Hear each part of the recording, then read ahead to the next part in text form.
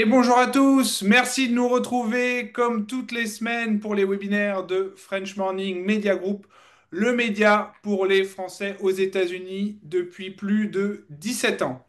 Aujourd'hui, on va voir comment trouver, financer et gérer son investissement en France depuis l'étranger, depuis les États-Unis. Vous savez qu'une majorité de notre audience est aux États-Unis. On a peut-être aussi quelques abonnés du Canada et du UK. On va aussi vous donner des solutions. Et si vous êtes partout dans le monde, ça fonctionne aussi pour vous. Les experts qui sont là aujourd'hui, ils travaillent avec des expatriés partout dans le monde. Les trois experts du jour, c'est Louis-Félix Salé, Hervé Seux et Mickaël Zonta. Louis-Félix et Hervé travaillent ensemble chez Invexa. Ils vous trouvent les solutions de financement pour les expats. Merci d'être présents tous les deux. Et puis on a Mickaël Zonta qui est un habitué des ondes de French Morning Media Group avec son associé Emmanuel Ravier. Michael, il a fait investir plus de 500 millions d'euros dans l'ancien en France. À peu près 30%, je crois que de vos clients sont des expats. Donc ça fait beaucoup d'expatriés qui investissent à Paris et partout en France. Allez, moi je reviendrai à la fin. L'idée c'est de répondre à vos questions en direct, que ce soit sur Zoom ou sur LinkedIn. On est en direct sur les deux. Tout ça c'est enregistré, ce sera disponible sur YouTube. N'hésitez pas, si jamais vous voulez prendre rendez-vous directement avec les intervenants, il y a des QR codes qui s'affichent. Si vous nous regardez en replay, ils fonctionneront toujours ces QR codes. Donc vous pouvez prendre rendez-vous directement. Michael, je te donne la parole. Moi je reviens pour te poser des questions à la fin. Avec plaisir, merci Romain. Bonjour à tous, très heureux d'être avec vous aujourd'hui pour parler d'immobilier, pour parler de financement, puisque après, avec grand plaisir, je laisserai la main. Le but du jeu vraiment ici, c'est que vous puissiez ressortir avec le maximum de valeur. Donc, il y a pas de mauvaises questions. S'il y a des choses qui ne sont pas claires, en tout cas, n'hésitez pas. Le but, c'est que vous puissiez ressortir de cette conférence et que l'investissement immobilier, le financement de manière générale, soit le plus clair pour vous.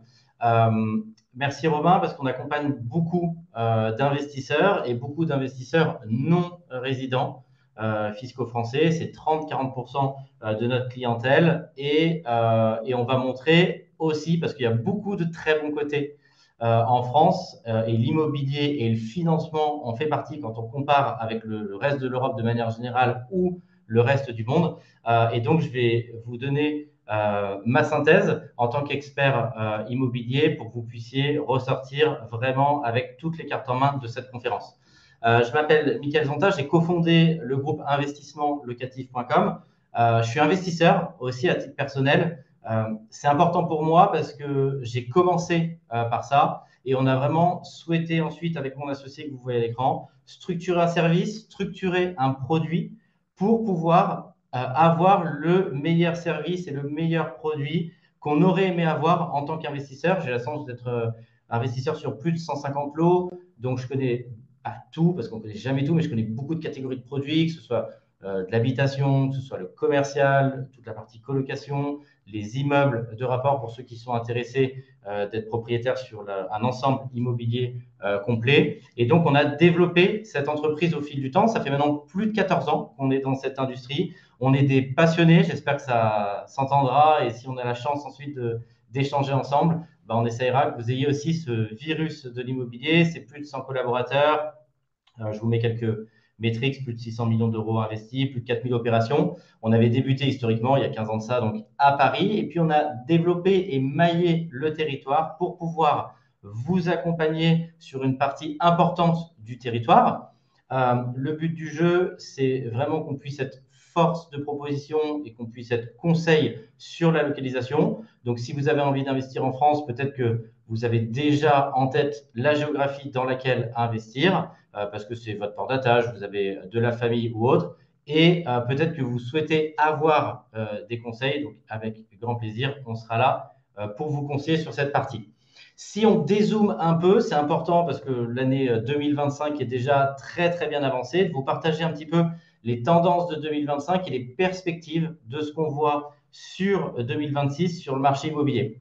Sur le marché immobilier, on a une grande chance sur le marché immobilier en France, c'est que c'est un marché qui est vraiment résilient.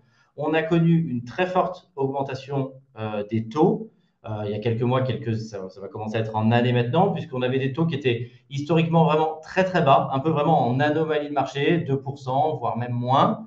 On a eu vraiment toute la crise Covid qui a plutôt été très favorable au secteur de l'immobilier. Et puis ensuite, les conditions d'octroi du crédit et les taux, bah, ça c'est compliqué. On est monté en termes de taux jusqu'à 5%, même un petit peu plus. Et là, on voit qu'on s'est restabilisé. Mes partenaires en parleront bien mieux que moi. C'est pour vous donner un ordre de grandeur à 3, 3,5 pour que vous ayez un ordre de grandeur. Mais on n'avait jamais connu une hausse aussi brutale des taux d'intérêt. Et je vous dis ça parce que on aurait pu penser à ce moment-là précisément que personne sait vraiment comment va réagir le marché immobilier. Et ce qu'on a vu, c'est qu'on était sur un marché immobilier qui était extrêmement résilient, puisque, alors que certains, peut-être c'était un souhait aussi de certains de se dire, voilà, les prix vont chuter de 30-40%. Il y a eu des corrections, mais qui ont été globalement à la marge. On parle de corrections entre 0 et moins 10% pour que vous ayez un ordre de grandeur, alors que l'immobilier, dans les années précédentes, et en tout cas post-Covid, on a eu des plus 20, plus 30% d'augmentation. C'est un marché intéressant parce qu'en France, on peut mettre, même si vous êtes expatrié, sans spoiler la suite de la présentation, mais on peut mettre un effet de levier qui est très intéressant. Alors, si vous avez envie d'acheter cash, il n'y a pas de contre-indication pour autant, mais dans une logique purement financière et mathématique, c'est extrêmement avantageux et tous les pays en Europe ou dans le monde ne le permettent pas.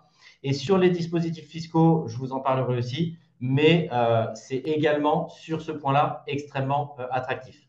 Au cours de la présentation, pour pas que vous ayez forcément que la dernière slide, je vous ai mis à chaque fois un QR code. Si vous êtes intéressé, je vous invite à prendre votre téléphone, flasher le QR code et vous pourrez directement prendre rendez-vous avec moi ou mon équipe pour qu'on puisse bien évidemment parler plus en profondeur de votre projet immobilier. Je vais vous donner pour moi les gros items qu'il faut avoir en tête si vous voulez investir dans l'immobilier. Le premier item, c'est vraiment d'aller chercher à mettre de l'effet de levier parce que ça va drastiquement augmenter votre rendement. Je vous ai pris un exemple sans effet de levier et un exemple avec effet de levier pour que vous puissiez comprendre que véritablement, on va raisonner sur votre apport personnel, c'est-à-dire à combien tourne quelque part l'argent en apport personnel que vous avez apporté au projet. Et c'est ça la magie de l'immobilier. Je vous ai pris deux exemples juste ici sur cette slide. Quelqu'un qui a 150 000 d'apport, donc c'est un apport qui est conséquent, hein. On peut vous accompagner avec beaucoup moins d'apport. C'était pour prendre un exemple, pour que ça puisse faire un achat complet sur un ticket d'entrée, puisqu'on débute à partir de 150 000 euros, une opération tout compris. Quelqu'un qui achète cash, ça génère 9 000 euros de loyer par an, ça va vous générer une rentabilité de 6% par an. Cette même personne qui décide de mettre de l'effet de levier, par exemple à hauteur de 1 tiers, va pouvoir donc emprunter 300 000 euros, faire donc un projet à 450 000 euros. Ça va générer des loyers de 27 000 euros. Je vous ai retranché un petit peu le coût du crédit pour être le plus exhaustif possible. Et on voit qu'ici, qu'il y a un ROI de 14,30% par an parce qu'on va regarder vraiment par rapport à votre apport, donc toujours à ces 150 000 euros apportés. Donc, c'est vraiment cette logique qu'il faut avoir parce que quelquefois, quand on compare l'immobilier à d'autres produits, on va comparer l'immobilier à la bourse, par exemple, on se dit voilà 6%, mais si par exemple je génère en bourse 5% par an, finalement, il n'y a pas une grosse différence. En fait, si la différence est énorme, parce que là, on va investir de l'argent qui est à la banque. Donc, c'est comme ça qu'on va arriver à avoir un ROI qui est beaucoup plus important et sur mon exemple, à plus de 14%. Voilà, pour que ça puisse déjà comprendre la force de l'effet de levier. Le deuxième élément que je veux que vous ayez en tête, et cette phrase, moi, m'a marqué quand j'ai été plus jeune et que je suis tombé dans la marmite et dans la passion de l'immobilier, c'est que l'immobilier pour moi, et c'est extrêmement bien sûr positif dans ma bouche, c'est que c'est un bon sens paysan. Celui qui sait compter, généralement, aime l'immobilier. Le jour où j'ai compris ça, je mets un petit peu d'apport, la banque finance le bien, et ensuite le locataire va payer le crédit de ce qui a été financé par la banque. C'est pas plus compliqué que ça à comprendre. Et quand on a compris cette technique et qu'on est un peu piqué au virus de l'immobilier, vous allez avoir envie de recommencer, c'est tout le mal que je vous souhaite, de recommencer les opérations pour vous constituer un parc immobilier et un patrimoine immobilier conséquent pour que vous ayez des revenus passifs qui demain prennent le relais, le jour où vous êtes plus actif, prennent le relais pour vous sécuriser le jour où vous partez à la retraite. La deuxième brique, je voudrais qu'on focalise là-dessus. Moi, je fais de l'investissement immobilier dans de l'ancien. Ça ne veut pas dire que j'ai raison, que le reste n'est pas bon. Il y a plein de manières de gagner de l'argent dans l'immobilier. Et on va se focaliser ici sur de l'immobilier tangible qui existe et donc de l'immobilier ancien avec travaux. Je vous montre un exemple pour imager. Ça, c'est typiquement un bien. C'est une opération qu'on a fait faire à un client, donc une opération qu'on pourrait vous proposer. C'est normal, vous n'aurez jamais le coup de cœur au début. Parce qu'il faut avoir la capacité à se projeter. En tout cas, c'est la vision de l'immobilier qu'on vous propose. Parce que si vous achetez un bien qui est directement refait à neuf, bah, généralement, avant, quelqu'un a créé de la valeur pour vous.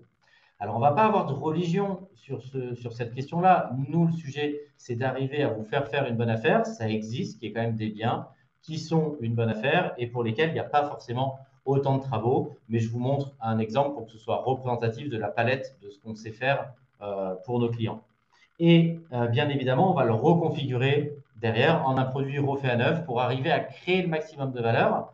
Et cette valeur-là, bah, elle se retrouve derrière à la fois dans le prix des loyers, puisque bien évidemment, c'est pour derrière le commercialiser, et également dans ce qu'on appelle dans notre jargon, dans la valeur vénale de votre bien, avec une augmentation de la valeur de l'actif.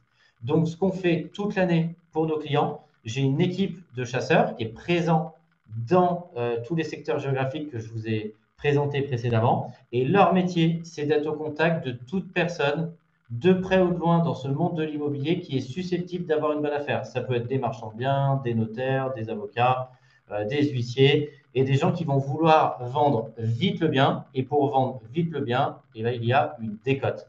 Alors, c'est sans rentrer en détail, mais ça peut être bien évidemment des situations qui quelquefois sont un peu difficiles dans la vie. C'est des gens qui ont hérité, c'est des successions, c'est des gens qui divorcent, qui sont pas d'accord. C'est des gens qui ont eu des problèmes d'argent et donc qui ont besoin de récupérer du cash rapidement et qui ne peuvent pas forcément se permettre de laisser le bien 3-4 mois en vente et donc ils vont le mettre moins cher pour qu'on le vende vite. Ça, c'est notre business. Mes chasseurs, toute l'année, sont sur le terrain pour vous faire accéder aux meilleures affaires du marché. C'est également ce que j'ai fait avant de créer ce service à titre particulier et on a souhaité l'industrialiser pour en faire une entreprise. Ensuite, on va le penser comme l'image que je vous ai montrée juste avant. On va le penser pour voir le potentiel du bien immobilier. Et j'ai une équipe en interne d'architectes d'intérieur qui va travailler pour reconfigurer complètement l'appartement. Je vous prends un exemple. Si par exemple c'était un grand studio, alors je ne vais pas citer de surface parce que quelquefois, en fonction des villes, ce qu'on appelle grand studio pour quelqu'un qui vit à Paris ou à New York ou à Singapour n'est pas la même chose que quelqu'un qui vit en province à Paris ou pas dans des grandes métropoles. Mais tout ça pour vous dire, si je prends un exemple par exemple d'une surface, on va dire lambda de 30 mètres carrés, et ben, on va le reconfigurer en un appartement type T2, ce qu'on appelle un one bedroom. Pourquoi? Parce que ça se loue plus cher. Alors qu'on a acheté le même nombre de mètres carrés, on va le louer plus cher sur le marché parce que tout le monde préfère avoir une chambre séparée plutôt qu'un studio avec son canapé clic-clac ou convertible. Donc, on va voir le potentiel. Ce que je dis pour un studio en one bedroom, ça va être exactement la même chose si je le reconfigure en un produit de colocation et c'est exactement le même raisonnement. Là, typiquement, on a eu une offre cet après-midi sur un plateau à diviser en plusieurs appartements. Donc, même raisonnement. On a une grande surface et on vient la scinder en plus petites surfaces pour pouvoir générer plus de revenus locatifs. Ça va permettre, j'en parlerai sur la fiscalité, de créer intelligemment du déficit. J'y reviendrai en termes de fiscalité. Du déficit, ça veut dire qu'on a une charge utile au projet. Le fait de faire des travaux, ça va aussi réduire la maintenance, puisque je vais démarrer sur une base refaite à neuf. Donc, je connais, si je prends l'exemple d'un ballon d'eau chaude, pour avoir de l'eau chaude à production sur l'électricité, bah, ça va permettre de savoir que le ballon d'eau chaude, il est neuf, et pas de se dire, bon, bah, ok, j'ai acheté un bien, aujourd'hui, l'eau chaude, le ballon d'eau chaude fonctionne, mais si ça se trouve, il va tomber en panne d'ici 6 mois. Donc, il y a aussi cet intérêt sur la maintenance. Et enfin, je ne sais pas si vous avez suivi un peu l'actualité française sur la partie immobilière, mais maintenant, les biens immobiliers, ils ont une note, quoi, ils ont toujours eu, mais c'est que la législation a mis en lumière ce sujet-là. DPE, ça veut dire diagnostic de performance énergétique. Globalement, on met une note à votre bien entre A et G. G étant la plus mauvaise note, ça veut dire que votre logement est déperditif. Globalement, on appelle ça que c'est une passoire thermique. Ça, c'est intéressant pour nous du côté acheteur en tant qu'investisseur parce que du coup, ça nous permet de le négocier et de l'acheter moins cher. Et ensuite, on le reconfigure. Bien évidemment, après travaux, vous avez un TPE D. Alors, pourquoi pas A? Parce que A, c'est les constructions, AB, c'est les constructions neuves. Il y a aussi les matériaux, le gros œuvre. Donc, ça, on peut bien évidemment pas le corriger sur l'immeuble. Mais sachez que sur le niveau législatif, à partir de D, vous êtes considéré comme un logement qui est très bien isolé, A, B, C, D. Et c'est à partir de E, F, G qu'il y a de la déperdition. Et donc, ça, c'est important parce que demain, si vous êtes en position de revente sur le marché, l'acheteur va regarder ça. Et donc, après travaux, nous, on aura une bonne lettre, comme à l'école. Et du coup, ça va faire monter la valeur du bien. Je vous laisse quelques secondes aussi pour ceux qui veulent. Euh, Merci beaucoup, parce que je vois que vous êtes nombreux. Je vois que le compteur augmente. Je vous laisse quelques secondes sur le QR code pour ceux qui ont envie qu'on discute de votre projet juste après. On va parler fiscalité. Et alors, bizarrement, peut-être en France, mais ce n'est pas aussi compliqué que ça. Alors, il existe beaucoup de régimes fiscaux. Dans le temps qui m'est imparti, je ne peux pas vous expliquer tous les régimes. Donc, je vous propose de vous expliquer le régime fiscal qui est le plus intéressant, puisqu'il va vous permettre de ne pas être fiscalisé pendant environ 10 ans sur votre investissement. Je vous ai mis, si ça intéresse certains, de faire une photo ou autre comme support, mais ça me permet de vous expliquer, plutôt que de lire le slide, et donc de vous expliquer le plus précisément possible le meilleur régime fiscal. Nous, on vous conseille d'investir dans un régime. Alors, encore une fois, sauf cas particulier, hein, ça va s'adapter à chaque profil et c'est pour ça qu'on fait un rendez-vous en one-to-one. Je vais dire dans le cas général de quelqu'un qui serait un primo-investisseur ou qui aurait peut-être un bien immobilier qui voudrait compléter. Si vous êtes dans un dispositif particulier, vous me le dites. On fait bien évidemment un rendez-vous puisqu'il y a autant de réponses que d'investisseurs. Nous, on vous conseille le régime du LMNP. Donc, c'est 4 lettres un peu barbares. Ça veut dire loueur meublé non professionnel. Ça veut tout simplement dire qu'on achète en personne physique, ou monsieur, madame, en couple, mais en tant que personne physique, pas dans le cadre d'une société. On fait de l'exploitation en location meublée. Et tout ce qu'on a investi sur le projet va entrer dans le déficit. Et également, cerise sur le gâteau, votre bien est amortissable. Donc, on a le bien qui est amortissable qui rentre dans le déficit. On va pouvoir amortir nos travaux, amortir le mobilier, les intérêts d'emprunt, les frais de notaire, nos honoraires. Tout va fonctionner. Et ce schéma-là, 1 euro de cette somme-là va venir neutraliser 1 euro de loyer. Et donc, on va être comptablement déficitaire pendant environ 10 ans. Et donc, vous n'allez pas payer d'impôt pendant environ 10 ans, puisque on va générer un déficit. Donc, c'est hyper intéressant parce qu'on a juste à gérer en termes de cash management combien j'encaisse de mon locataire et combien je rembourse derrière à la banque. Je vous ai mis à l'écran la bonne séquence pour moi pour développer son parc immobilier et arriver à avoir des revenus qui soient conséquents pour la retraite. Et c'est exactement la méthodologie qu'on fait pour nos clients. On définit votre projet. J'ai une équipe de chasse sur le bien qui va vous sourcer des bonnes opportunités. Je laisserai la parole juste après pour le financement. Donc, c'est pour ça, bien évidemment, que j'en parle pas. On va financer ensuite derrière et ils vous en parleront le projet. On va optimiser les plans lors de la conception. On va rénover votre appartement. On va le meubler et le décorer pour que ce soit un produit coup de cœur sur le marché. Et enfin, on a une filiale également où on va pouvoir s'occuper de louer et gérer dans la durée votre bien immobilier, puisqu'on gère un petit peu plus de 1700 biens en France. Et donc, c'est pour ça qu'on dit clé en main, c'est qu'on va vous accompagner sur l'intégralité de la chaîne de valeur. Je vous ai mis quelques exemples d'opérations, je passe rapidement dessus. C'est des opérations qui ont été réalisées, mais c'est juste pour vous mettre quelques exemples. On est capable de vous accompagner, par exemple, sur des biens à Paris avec 5% de rentabilité. Dans l'exemple ici, quelqu'un qui mettrait environ 30% d'apport. Je vous ai mis les différents curseurs sur 20 ans. Les taux seraient un tout petit peu plus aujourd'hui. On serait peut-être entre 3 et 3,5% pour que vous ayez un ordre d'idée. On aurait une mensualité à 822 euros et on est capable de vous générer 950 euros de loyer sur ce bien-là. Le delta, globalement, permet d'absorber taxes foncières, charges de copropriété, si on cherche à avoir, et c'est mon conseil, l'autofinancement, c'est-à-dire les loyers payent la mensualité à la banque. Là, c'est un exemple parisien à 5%. On battra toujours le marché, puisque le marché parisien fait 3-4% de rentabilité, pour que vous ayez un ordre de grandeur. On est capable de vous accompagner dans d'autres secteurs où on va monter en rentabilité. Par exemple, ici, un immeuble à Amiens à 8,5% de rentabilité sur un projet à un petit peu plus de 400 000 euros. Je suis resté environ sur les 30% d'apport. On a une mensualité qui va être de 1 800 euros sur ce projet, avec donc effet de levier à 70%. Et on va générer en revenu brut 2 700 euros, 1008 de mensualité. On a un cash flow brut de 938 euros par mois. Vous enlevez un peu de taxes foncières. Globalement, tout ça pour vous dire, il y aura de l'excédent. Donc, c'est une opération pareille qui va parfaitement se financer et il y aura un petit matelas mensuellement qui pourra se reconstruire pour pouvoir prévoir les maintenances futures. Des projets comme ça, on en a dans toute la France pour vous accompagner si vous souhaitez faire de ce projet une réalité. Pour que vous puissiez comprendre, je vous ai synthétisé ici la valeur ajoutée. Si vous souhaitez investir dans l'immobilier, la plupart du temps, ce qu'on voit, et encore plus quand vous êtes à distance, c'est des recherches fastidieuses. Est-ce que j'ai choisi le bon bien ou pas? Comment je vais suivre mes travaux, même si j'ai un peu de rafraîchissement, et j'en parle pas bien évidemment si les travaux sont encore plus lourds. Quel est le temps que vous allez pouvoir consacrer à ce projet? Il faut trouver les bons prestataires. Ce qu'on vous propose, c'est une solution clé en main. On va vous dédier un interlocuteur, de pouvoir accéder aux meilleures opportunités du marché.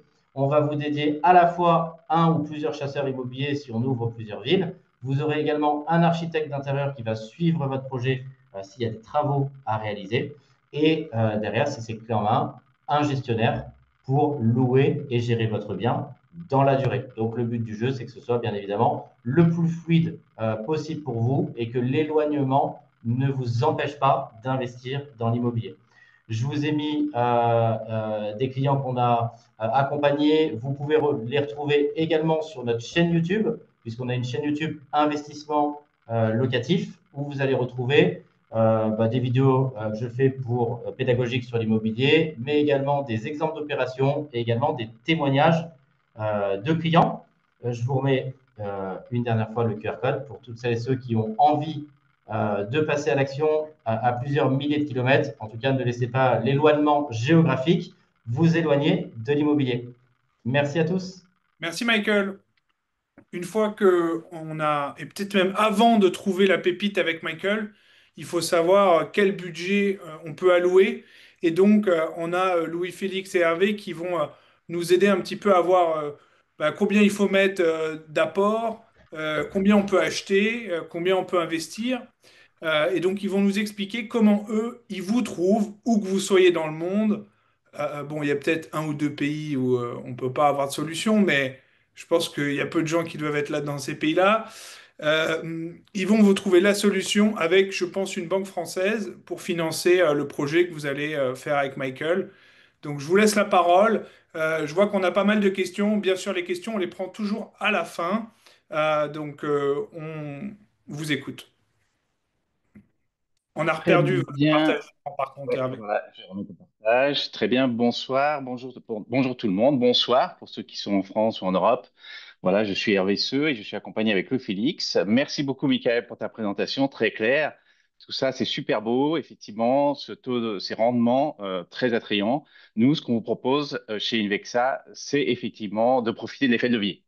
Donc, de pouvoir trouver des financements avec des grandes banques françaises et de vous accompagner sur tout le process de financement. Donc, l'idée, c'est effectivement de réaliser votre rêve.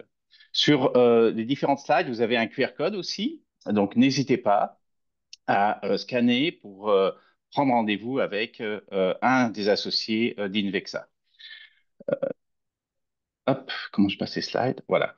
Donc aujourd'hui, moi-même, Hervé Seux, je suis basé à Boston depuis plus de 20 ans et un de mes rêves, ça a été d'investir dans l'immobilier. Pourquoi? Parce qu'effectivement, comme disait Michael, ce qui est intéressant, c'est que vous possédez un bien et vous commencez à investir pour votre retraite ou voir un retour en France si vous souhaitez rentrer. Et j'ai essayé par moi-même de trouver et d'identifier une banque et je n'ai eu que des refus. Et donc, effectivement, aujourd'hui, trouver un partenaire bancaire qui puisse financer votre bien, il y a de nombreux défis. Je vous en cite que trois aujourd'hui. C'est d'abord d'avoir accès au crédit. Les banques françaises, elles sont très frileuses par rapport au profit des expatriés pour des raisons qu'elles ne connaissent pas comment fonctionne effectivement le financement avec des expatriés. Il y a des différences culturelles. À titre d'exemple, ils ne connaissent pas les spécificités américaines liées au 10-40, le fait que vous soyez un employé, vous ayez un W2 ou que vous soyez entrepreneur. Il y a des obstacles liés aussi au décalage. Quand on est à Boston comme moi ou en Californie, vous avez ce décalage horaire. Et rien qu'obtenir un rendez-vous ou une information, c'est plusieurs semaines d'attente afin d'obtenir ce rendez-vous. Depuis 2010, comme vous le savez, il y a la FATCA. Donc la FATCA, c'est une imposition par le gouvernement américain de faire remonter toutes les informations, tous les comptes que vous possédez en France. Et il y a énormément de banques qui ne souhaitaient pas gérer cette contrainte administrative. Et après des démarches, effectivement, de consultation, d'avoir accès à des conseillers, de définir votre plan de financement, il n'est pas rare, et même très souvent, le fait que vous ayez une réponse négative. Et donc, nous sommes trois associés, Louis-Félix, Albert et moi-même, nous avons décidé d'accompagner les expatriés, les non-résidents français US, pour trouver des financements en France. Alors, hop, les slides, ça passe pas. Alors pourquoi? Pourquoi Invexa, effectivement, va vous aider à trouver ce financement? Tout d'abord, on a une très très bonne connaissance. Albert et Louis-Félix ont plus de 25 ans d'expérience dans le domaine bancaire pour des non-résidents et des résidents en France et ont une connaissance approfondie des contraintes liées aux banques et du discours bancaire et de pouvoir présenter votre dossier de financement par rapport aux attentes des banques. On a une maîtrise totale des documents qui vont être demandés auprès des banques et donc de vous faciliter cette démarche et de vous conseiller et de vous accompagner tout au long pour faire en sorte que ces démarches administratives, qui peuvent être très longues, puissent être très, très, très fluides. Et quand on a créé Ivexa, l'idée, c'est effectivement d'avoir des partenaires avec qui on a des offres exclusives pour vous permettre d'avoir accès au meilleur taux sur le marché et à des conditions qui correspondent à vos objectifs financiers. Parce que, effectivement, chaque client, Invexa, c'est un cas particulier. Et l'objectif, c'est de répondre à une offre, à vos besoins, avec une offre correspondant à vos attentes en termes d'investissement financier. Et bien sûr, ce qu'on vous propose, c'est un accompagnement du début, donc de votre recherche en termes de biens immobiliers. On a un réseau de partenaires qu'on a sélectionné, des gens qui travaillent sur toute la France, des marchands de biens, mais bien sûr des conseillers, des avocats fiscalistes, des avocats, des notaires qui vont vous permettre effectivement, par notre réseau, de pouvoir vous accompagner, de vous aider dans cette volonté d'investir en immobilier en France. Alors, attendez, hop. Donc aujourd'hui, ce qu'on vous propose avec Invexa, c'est d'avoir effectivement des spécialistes. Donc ce sera effectivement soit Louis-Félix ou soit Albert basés à Paris qui vont vous accompagner sur cette recherche de partenaires. C'est un processus aujourd'hui qui est 100% digital. Ça veut dire même que vous soyez basé sur la côte est, sur la côte ouest, tout est digitalisé, aussi bien votre demande que toute la documentation qui est liée à la demande de votre prêt. Chaque cas étant unique, on est là pour vous conseiller, répondre à vos questions, vous accompagner sur la réussite pour l'obtention de ce prêt. Et bien sûr, par notre accès lié à privilégié auprès de nos partenaires bancaires, c'est de vous trouver l'offre qui correspond le mieux à vos attentes. Voilà. Louis-Félix? Ouais, une petite présentation de l'équipe. Merci à tout le monde d'être ici, nous écouter. Merci Hervé pour la présentation jusque-là. Donc le but était ici de vous présenter l'équipe, les trois associés. Vous aurez forcément affaire à l'un d'entre nous. Albert qui s'occupe principalement de la zone Europe et Asie et aussi de tout le côté réglementaire des opérations que l'on fait, si on peut vous démarcher ou non, qu'est-ce que l'on peut faire avec tel ou tel pays et devancer les demandes des banques par rapport à cela, puisqu'une fois de plus, elles maîtrisent mal tous ces sujets réglementaires légaux, fiscaux. Et donc, le but est de pouvoir répondre à leurs questions avant qu'elles les posent et présenter les dossiers sous le meilleur angle. Hervé, qui est aux États-Unis, donc tous ceux qui sont ici aux États-Unis auront forcément l'occasion de discuter avec Hervé, ce qui facilite grandement les échanges et de manière générale, puisque les banques aujourd'hui, et on a besoin d'elles, mais elles ont des process rigides en termes de documentation, de communication, souvent difficiles d'accès.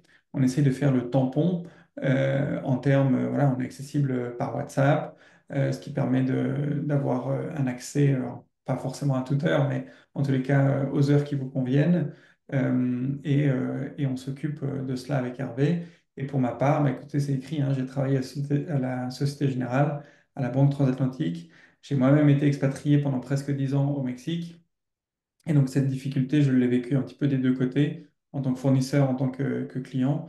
Et aujourd'hui, on essaye de rassembler toute cette expérience pour essayer de créer le parcours le plus digitalisé, le plus accessible, le plus compréhensible, parce que parfois on peut être aussi perdu dans le vocabulaire, les demandes des banques, d'assurance, de garantie. On ne s'y retrouve pas forcément. Donc le but, c'est de rendre tout cela accessible, à distance et compréhensible pour une expérience la plus indolore possible et aller jusqu'au bout des projets avec des partenaires comme Michael, par exemple.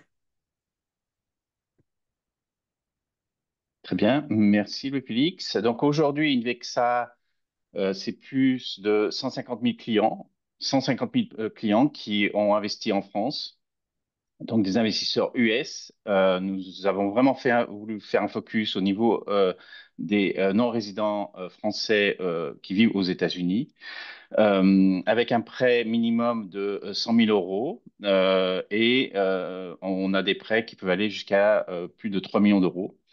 Cet accompagnement, nos clients investissent dans toute la France, en sachant que Paris et la partie sud de la France sont des endroits très demandés. Voilà, mais autrement, on est capable de couvrir toute la France. Alors, quelques succès. Le but ici n'est pas de révéler l'identité des clients, mais plus d'illustrer des opérations qui ont pu être réalisées. Avec des opérations voilà, entre 10 et je pense que je reviens un petit peu sur ce que Mickaël avait dit pour être à l'équilibre avec les 70% de financement.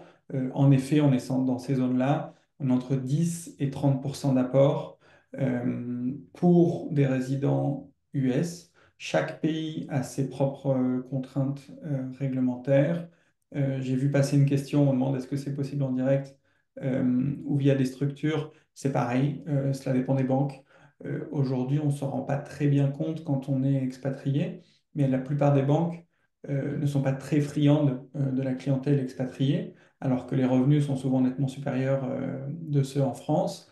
Donc, il faut à chaque fois aller taper aux bonnes portes en fonction du projet, de l'emplacement de celui-ci, de votre profession. Est-ce que vous êtes salarié? Est-ce que vous êtes entrepreneur?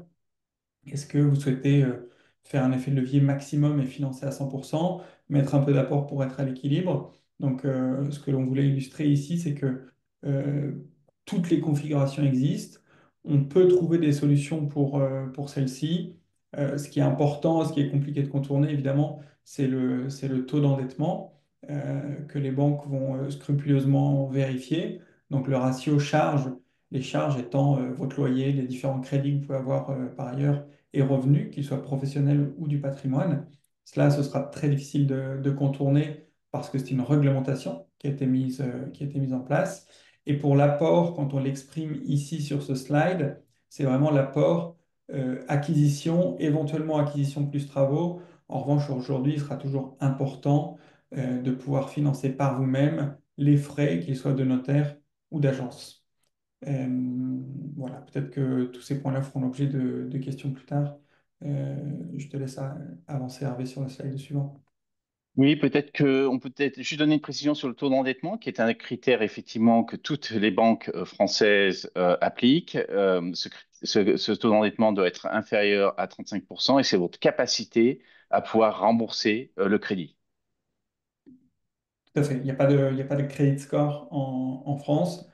C'est vraiment un calcul du ratio charge sur revenu, pardon. Et il faut que celui-ci soit inférieur à 35%, quels que soient vos revenus. Voilà. Donc, une fois que vous avez pris rendez-vous sur le QR code qui est communiqué sur les slides, tout d'abord, on aura un appel ensemble de découverte pour d'abord comprendre votre projet immobilier, identifier effectivement ce que vous recherchez en termes de financement, quelles sont aujourd'hui les offres possibles en termes de financement. Et si vous souhaitez continuer avec nous, à ce moment-là, vous serez on va être amené à constituer votre dossier. Donc, ça signifie quoi? Vous allez effectivement signer un mandat qui nous permettra effectivement de vous représenter auprès de nos partenaires bancaires pour rechercher la meilleure solution. Bien sûr, une fois qu'on a présenté aux banques et que les banques ont réalisé une étude de faisabilité, c'est de vous présenter l'offre définitive, de répondre à vos questions et une fois que vous êtes d'accord avec cette offre, de vous mettre en contact avec la banque. Et bien sûr, pendant tout ce process-là, on est là pour répondre à l'ensemble de vos questions. Donc, les avantages exclusifs, c'est qu'effectivement, on a d'abord un suivi personnalisé. C'est vraiment chaque cas, chaque client est unique, qu'on soit entrepreneur, qu'on soit salarié, que vous souhaitez investir en nom propre via une société. On est vraiment à votre disposition pour répondre à l'ensemble de vos questions. Notre présence aux États-Unis nous donne un avantage, c'est qu'on a une très bonne connaissance des contraintes des Américains qui souhaitent investir aux États-Unis et de vous accompagner pour faire en sorte que votre dossier puisse être accepté auprès de nos partenaires bancaires. Bien sûr, c'est de vous aider sur si vous avez des questions par rapport à ces remontées d'informations et ces contraintes liées à la FATCA, mais qui sont plutôt des contraintes bancaires. Et bien sûr, quand vous faites un prêt en France, vous avez besoin une assurance en cas de décès, ce qu'on appelle une assurance emprunteur. Et pareil, on s'est associé avec des partenaires pour vous trouver la meilleure assurance correspondant à vos objectifs. Sur l'investissement en France, je pense que Michael a déjà pas mal parlé Mm. du sujet. Évidemment, l'effet de levier est un point très important. On est quand même un des derniers pays à avoir des taux fixes sur des durées longues. Euh, les taux à 3%, moi, Michael, je veux bien discuter avec tes banquiers. Aujourd'hui, c'est vrai qu'on est plutôt autour de voilà, entre 3,30 et 3,70, 80, ça va dépendre des projets, des configurations, etc. La fourchette se situe là. Cela reste malgré tout extrêmement intéressant. Et comme je l'explique à chaque fois, aujourd'hui, on est sur des taux bas. Et si demain, on devait revenir à des configurations comme ce fut le cas il y a 2 ou 3 ans, autour des 1, 1,5, on pourra toujours renégocier et donc surtout éviter de passer à côté d'opportunités parce que les taux aujourd'hui sont dans ces environs-là. Il y a un an, ils étaient encore plus chers. Donc vraiment, les taux fixes sur des durées longues, il faut en profiter. Et aujourd'hui, cela permet de faire de très très belles opérations. Oui, parce qu'aux États-Unis, même par rapport aux États-Unis où vous souhaitez investir, on est sur des taux quand même plutôt aux alentours de 6,5. Donc, on est deux fois moins Mhm. cher. Exact. Et sur des durées longues, pas renégociables dans 2 ans ou 5 ans, Mhm. ils peuvent encore augmenter. Donc voilà, nous, ce qu'on propose, c'est effectivement de prendre rendez-vous avec nous et d'échanger avec vous sur votre projet immobilier et bien sûr de parler de vos objectifs en termes d'investissement financier sur vos prêts. Donc, ce serait effectivement soit vous allez sur notre site internet invexa.fr, soit scanner le QR code pour cet entretien de découverte. C'est une évaluation qui est gratuite et bien sûr de réaliser votre rêve d'investir en immobilier en France. Et pour cela, on a une offre spéciale. Aujourd'hui, par rapport à votre présence au sein de ce webinaire, on vous propose des honoraires très agressifs de 1,5% sur le montant du prêt à emprunter. Cette offre est valable jusqu'à fin décembre. Donc, n'hésitez pas à en bénéficier en scannant le QR code sur cette slide. Et encore merci pour votre présence et nous sommes là pour répondre à toutes vos questions. Et merci encore Romain pour Allez, l'organisation de ce webinaire. merci à tous les deux. On est parfait niveau timing. On va couper, voilà, on a coupé les partages d'écran. Euh, si vous vous êtes endormi, c'est le moment de revenir. Donc, on va poser un maximum de questions à notre audience. Donc, si vous avez des questions à nos experts, c'est maintenant. On a Jean-Rémy qui nous dit, il me semble qu'il est préférable d'acheter en nom propre plutôt qu'en SCI aux États-Unis. Vous confirmez, pouvez-vous parler de la différence fiscale LMNP versus LMP? Donc on a deux questions là. Bonjour Jean-Rémy, enchanté. Alors, premier sujet, il n'y a jamais une bonne réponse, c'est vraiment en fonction de votre profil. Il y a des distinctions à la revente, par exemple, si on achète en SCI, après on va distinguer est-ce qu'elle est en SCI, on dit à l'IR, à l'impôt sur le revenu ou à l'impôt sur les sociétés. Bon, la plupart du temps, dans ce schéma-là, on va être à l'impôt sur les sociétés. Il y aurait des impacts sur la revente. Puisque en SI à l'IS, c'est valeur de vente moins valeur amortie du bien. Et donc, plus le temps passe, plus le bien s'amortit. Donc, potentiellement, la plus-value est plus élevée. Mais ce n'est pas pour autant que le modèle en SI est mauvais, parce qu'il permet qu'il y ait moins de force de frottement. Par exemple, malheureusement, si vous aviez la mauvaise idée de décéder, il y a moins de force de frottement si on est en SI qu'en personne physique. Donc, c'est difficile en 20 secondes de vous répondre. Pareil sur les différences fiscales LMNP, LMP, je peux vous l'expliquer, mais c'est quand même assez complexe. Ce que je peux vous proposer, Jérémy, c'est de prendre rendez-vous sur le QR code si vous souhaitez investir, parce qu'en fonction de votre profil, je pourrais vous conseiller si le meilleur projet est d'acheter en véhicule de société ou en personne physique, et le cas échéant en personne physique, vous seriez dans le cadre du LMNP, et si ensuite vous accumulez des biens, vous passeriez LMP, et je pourrais vous expliquer les conséquences si vous aviez déjà du patrimoine immobilier. Mais encore une fois, les notions de fiscalité, bon, premier sujet, c'est une expérience personnelle et professionnelle, mais nous ne sommes pas fiscalistes. Je mets quand même un disclaimer là-dessus. Après, on est capable parce qu'on accompagne des milliers de clients, de vous dire sur des montages simples la bonne solution. Si vous étiez dans le cadre d'un montage complexe, bien évidemment, je resterai à ma place de prestataire pour vous inviter à prendre conseil là-dessus. Si c'était un schéma simple, c'est-à-dire sur une première acquisition, je vous recommanderais d'acheter en nom propre et vous serez dans un schéma LMNP. Mais je pourrais bien évidemment vous donner plus de détails avec grand plaisir en one-to-one. Parfait.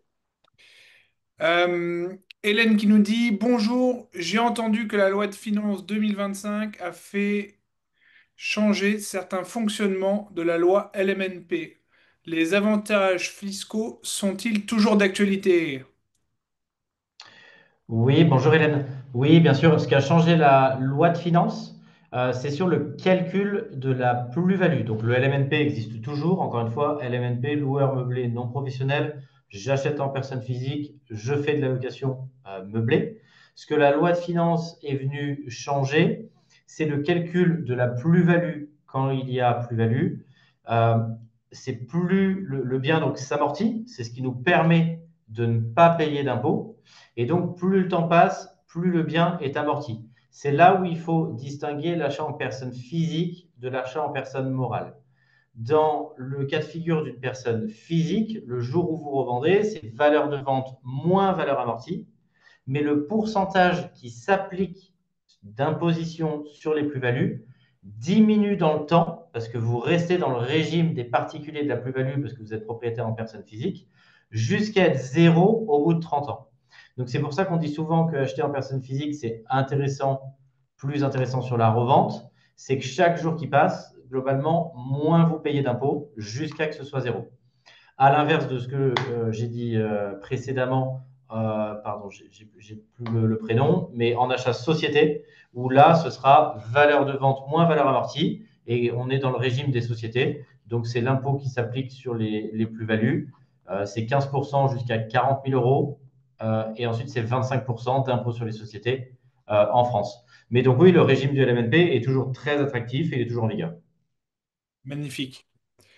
Hélène avait une autre question sur l'encadrement des loyers. Comment on fait pour avoir 750 euros de loyer dans le 11e? C'est une très bonne question, Hélène. Alors, on respecte l'encadrement des loyers, mais vous avez raison, c'est une question technique, mais on peut y répondre. Par exemple, je n'ai pas l'exemple parce que c'est pour l'adresse, donc il faudrait que je tape l'adresse pour être parfaitement exhaustif. Par exemple, ça va être 150 euros de moins sur la notion d'encadrement des loyers, mais le législateur a laissé la possibilité de pratiquer ce qu'on appelle un complément de loyer pour des prestations de confort. Qu'est-ce que ça veut dire si je synthétise? Ça veut dire que dans la loi, vous pouvez rajouter, on respecte le complément de loyer, on met les charges, forfaitaires ou en provision, on pourrait en parler. Et si il manque globalement du loyer par rapport au prix marché, parce que je pense que vous l'avez vu si vous allez sur seloger.com, qui sont les grosses plateformes, ou Le Bon Coin, qui sont les grosses plateformes qui commercialisent tous les biens en location, bah, je ne fais pas de politique, ni de morale, ni d'éthique, hein, c'est juste factuel. L'encadrement des loyers n'a pas fait chuter les prix des loyers. Au contraire, il y a une pression sur les loyers qui n'a jamais été aussi forte depuis 15 ans que je suis dans l'industrie. Donc le législateur a laissé la possibilité d'ajouter un complément de loyer qu'on doit justifier. Il veut que ce soit des prestations de confort, et donc on le faisait déjà avant l'encadrement des loyers, mais tous nos biens sont par exemple équipés d'une machine à laver, d'une télévision écran plat. Si j'enlève ces éléments, et je pourrais vous citer environ une dizaine d'éléments, le logement est quand même considéré comme meublé, parce que la télé, la machine à laver, la cuisine équipée, le fait qu'elle soit équipée, pas juste aménagée, si on enlève ces éléments, le logement est quand même meublé.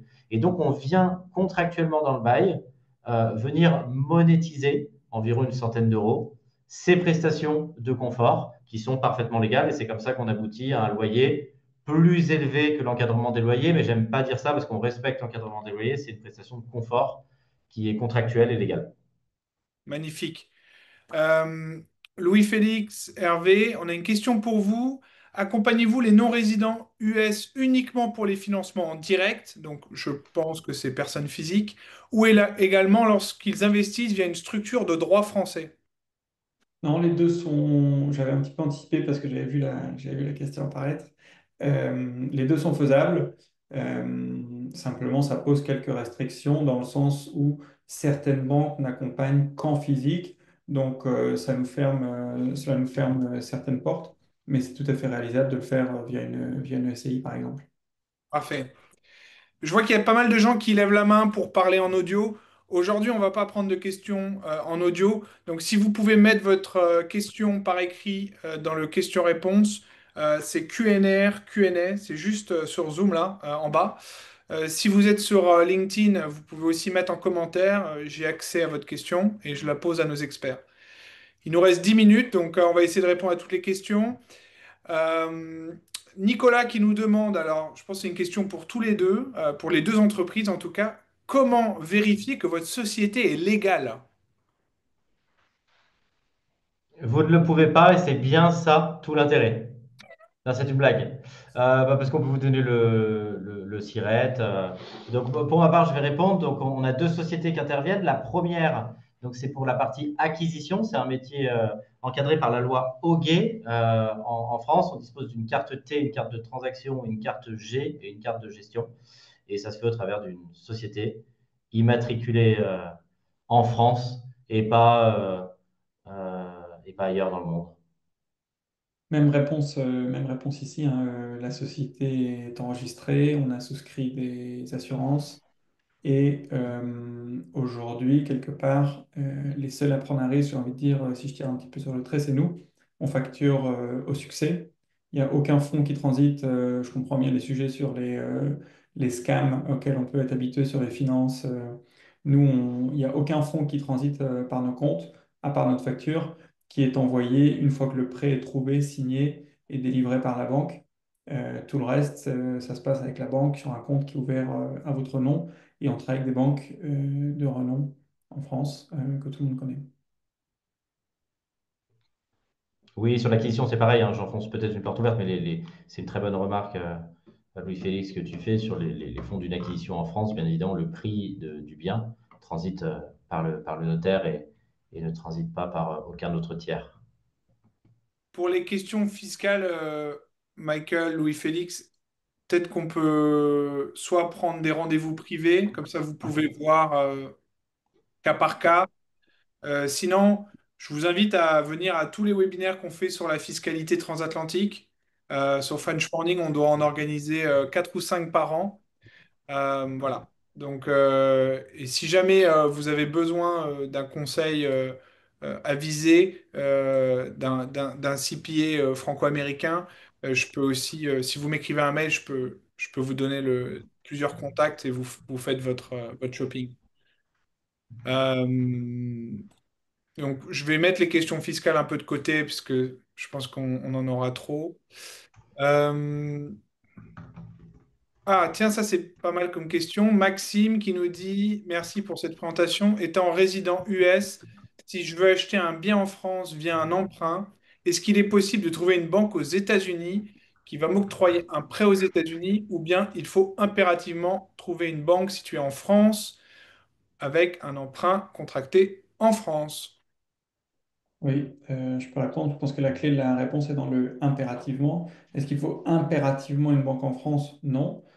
Si vous trouvez une banque US qui peut le faire et qui peut vous prêter, je ne sais pas si elles sont capables de le faire ou non et si les conditions seront attractives ou non, mais en tous les cas, si elles le font, pourquoi pas. En revanche, nous, ce que notre pratique et notre profession sont de trouver des banques en France qui financent des biens immobiliers en France. Petite note, sauf si vous avez 3 ou 4 fois le montant de l'achat en cash dans une banque aux US, peut-être qu'elle pourra le faire. Sa contrainte, c'est qu'elle ne pourra pas aller prendre d'hypothèque en France. Et c'est pour ça qu'une banque française est beaucoup plus appropriée, parce qu'elle pourra aller prendre une garantie, ce qu'une banque américaine ne pourra pas faire. Parfait. Pour tout ce qui est fiscalité, on a un CPA qui est à la fois CPA aux États-Unis et au Canada. Sauf si Michael, tu as des idées sur quelles sont les différences fiscales entre les US et le Canada, mais je pense pas que. Alors, sincèrement, non, ou ça dépend sur quel axe, mais là, comme ça, non. Ouais. Donc, ce que je vais faire, c'est que donc c'est Jean-Philippe Sora avec qui il est à la fois CPA aux US et Canada. Donc, n'hésitez pas à lui écrire un mail. Il vous répondra. Voilà, si vous avez des questions fiscales très particulières. Euh, On a une question de Kevin. Vos partenaires financiers existent-ils systématiquement un ticket d'entrée en plus de l'apport sur l'opération? Ouais. La version courte de la réponse, c'est non. La version un petit peu plus longue, évidemment, tout dépend des montants. Si on est sur des montants très élevés, on ne fait pas forcément appel aux mêmes banques. Donc, il est possible qu'elle le fasse, mais la réponse très courte est non. Parfait. Je faisais court parce qu'on n'a pas beaucoup de temps. Après, je peux m'étendre un petit peu. Ouais, si jamais la réponse n'était pas suffisante, n'hésitez pas à reposer une question complémentaire avec grand plaisir. On y répondra. Il nous reste 5 minutes. Peut-on continuer à investir dans l'immobilier à 65 ans? Question de Alain. Ouais. J'imagine qu'elle est pour moi parce que pour Michael, je pense que la réponse est assez claire. La réponse est oui. C'est plus sur le financement. Sur le financement, cela risque d'être compliqué pour 2 raisons. Un crédit doit être assuré. Et c'est plutôt sur l'assurance qu'on aura un blocage. La banque, quant à elle, ce qu'elle aura du mal, là où elle aura du mal à se projeter, c'est sur la capacité de l'investisseur de plus de 65 ans à continuer à générer du revenu pendant encore les 10 ans qui lui restent sur son crédit. En revanche, et nous l'avons fait, si l'investisseur en question a des avoirs qu'il peut déposer en garantie à la banque, c'est tout à fait envisageable. On l'a fait pour une personne de 85 ans. Donc voilà, donc c'est pas les schémas classiques.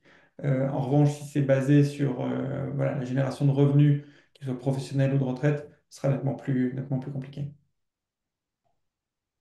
Parfait. Pour ceux qui, j'ai mis le contact du comptable au Canada, pour ceux que ça intéresse, dans le question-réponse.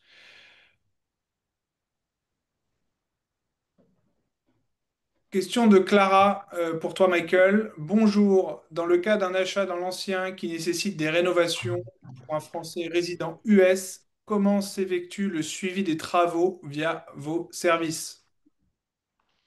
Ouais, tout à fait. Donc, on a un cabinet d'architecture d'intérieur. Donc, on vous dédie à un interlocuteur, un architecte d'intérieur qui va s'occuper de la conception. Donc, la conception, c'est toute la partie plan. Bien évidemment, vous validez hein, à chaque fois, in fine, le projet de conception. Et on s'occupe également de toute la partie suivi de travaux. Donc, vous pouvez changer, bien évidemment, dès que vous le souhaitez avec votre interlocuteur. Et une fois par semaine, vous recevez le rapport d'avancement de vos travaux. Parfait, très clair. Une autre question assez complémentaire, de Arnaud. Est-ce que vous aménagez les partages des travaux de rénovation?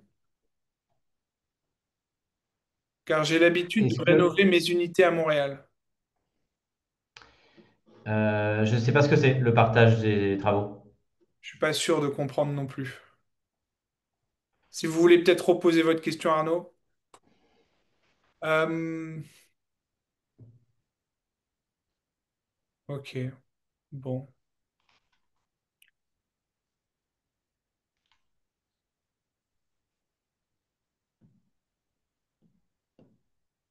Ah tiens, on a une bonne question là.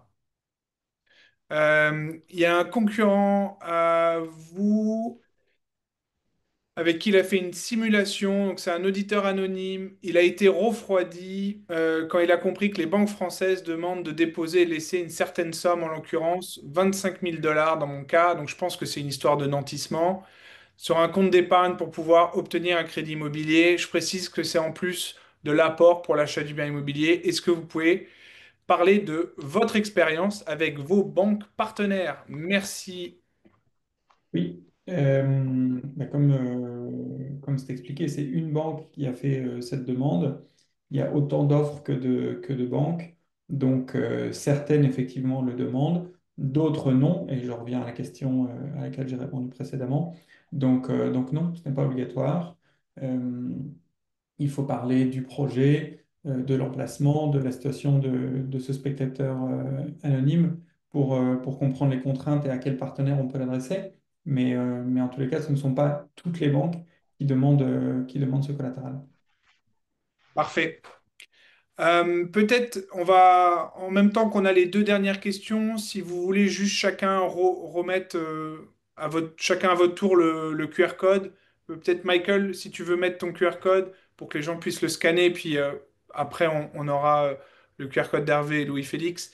On va prendre les deux dernières questions, dont une qui est quand même très importante, c'est comment gagnez-vous votre vie, messieurs? Comment ça marche? Louis-Félix, Hervé, je vous laisse démarrer. Oui, d'autant plus que Hervé l'a affiché clairement sur le slide, donc on est très à l'aise avec ça. Et aujourd'hui, on propose une offre spéciale pour les personnes qui ont participé au webinaire, donc des honoraires à 1,5% du montant emprunté. Donc au succès, une fois de plus, ça c'est important de le souligner. Et ensuite, la tarification, c'est 1,5% du montant emprunté. Et on envoie la facture quand la banque a émis le contrat de prêt et qu'il est contresigné par le client. Parfait. Michael, est-ce que tu peux nous dire comment investissementlocatif.com gagne sa vie? On se rémunère sur un pourcentage de l'opération à hauteur de 8,4% du montant de votre opération.